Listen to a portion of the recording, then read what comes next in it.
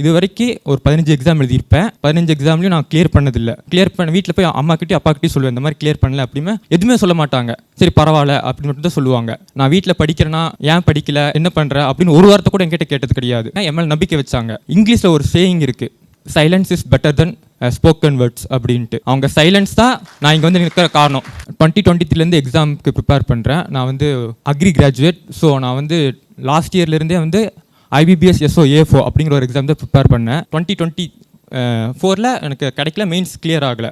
அதுக்கப்புறம் 2024 அடுத்து என்ன பண்ணலாம், மறுபடியும் அந்த ஒரு எக்ஸாம் ப்ரிப்பேர் பண்ணலாமா இல்லை மற்ற எக்ஸாம்ஸ்க்கும் சேர்ந்து ப்ரிப்பேர் பண்ணலாம்னு நினைக்கும் போது தான் இந்த கைட்லி கோட் ப்ரோக்ராம் பற்றி தெரிஞ்சுது. நான் வந்து பிகினர் பேட்ச் வாங்கினேன். அதுக்கப்புறம் இன்னொருத்தர் முக்கியமாக தேங்க்ஸ் சொல்லணும்னா, அந்த SBIPO கிடைக்க இன்னொரு காரணம், மெயின் ரீசன் பார்த்தீங்கன்னா ஆதித்யா துபே சார்.